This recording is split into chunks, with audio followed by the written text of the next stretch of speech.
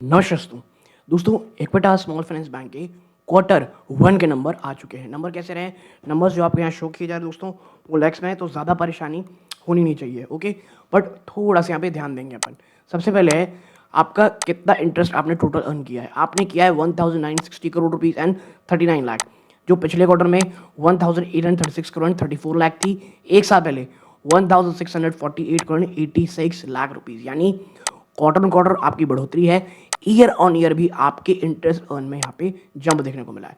फिर हम देखते हैं इसमें अदर इनकम को जोड़ लेते हैं, तो इस बार 255 करोड़ रुपए 10 लाख है, जो एक साल पहले 291 करोड़ 68 लाख थी, और पिछले क्वार्टर में नंबर 263 करोड़ 45 लाख थी।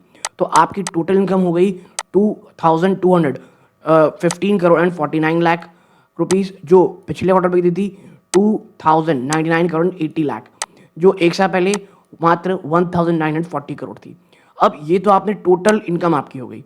अब ये क्या है? इंटरेस्ट खर्चा है। ये टोटल इंटरेस्ट आपने कमाया, ये टोटल उस इंटरेस्ट कमाने के लिए खर्चा किया कितना?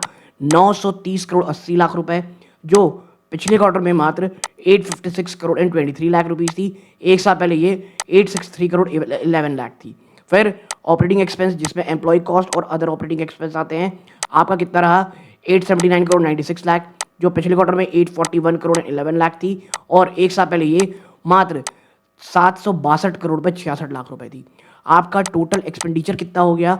वो हो गया 1810 करोड़ 76 लाख, जो पिछले क्वार्टर में मात्र 1697 करोड़ 34 लाख था, और एक साल पहले ये 1625 करोड़ 78 लाख था। आपका ऑपरेटिंग प्रॉफिट कितना रहा प्योरली ऑपरेशनल फ्रंट में? 404 करोड़ 43 लाख रुपए, जो 73 लाख रुपीस माफ कीजिएगा, जो पिछले क्वार्टर में 402 करोड़ 45 लाख रुपए था, जो एक साल पहले 314 करोड़ 76 लाख रुपए था। देखो, एक चीज आपको बता दूं, स्टॉक क्या हुआ है, ऑलरेडी काफी शानदार रनअप दिखा चुका है, और इस प्रकार का जो नंबर है ये खराब तो नहीं है, लेकिन गिरावट के चांसेस ज्यादा होने के हैं यहाँ पे। मैं हमेशा कहता हूं, क्या रिजल्ट अगर ऑलरेडी रैली कर चुका है स्टॉक आपका, इतना अच्छा आया है कि उस रैली को बहुत तेज ऊपर ले जाए, तो मुझे ऐसा नहीं लगता। देखो, sudden reaction no doubt crash होने वाला है, मुझे ये लगता है, बट हाँ, उसके बाद क्या होगा आने वाले 1-2 दिन बताएंगे। बट क्या कंपनी ने रिजल्ट खराब दिए हैं? नहीं, मुझे नहीं लगता। जो एक ग्रोथ की फेज है वो चल रही है, और देखो, ग्रोथ ऐसे नहीं चलती रहती, ग्रोथ ऐसे चलती है, ऐसे चलती है, ऐसे ऐसे ऐसे ऊपर की तरफ चलती है, वो ज़्यादा अच्छी होती है। फिर आप यहाँ देखेंगे क्या, आपका टोटल एक्सपेंडिचर हो गया। अब आप देखेंगे नेट प्रॉफिट टैक्स एक्सपेंस के बाद 183 करोड़, जो पिछले क्वार्टर की तरह 212 करोड़ थी। ठीक है, माफ कीजिएगा, ये नहीं है, आपका net profit for the period आया है 183 करोड़ 60 लाख, जो पिछले क्वार्टर में कितना था? 212 करोड़ 68 लाख, और एक साल पहले 223 करोड़ 76 लाख। अब आप पूछोगे भाई ऐसा क्यों हो गया? देखो, ये आप देखोगे यहाँ पे कि आपका प्रोविजन ऑपरेटिंग बिफोर, आपका प्रोविजन कंटिजेंसी कितना आया है?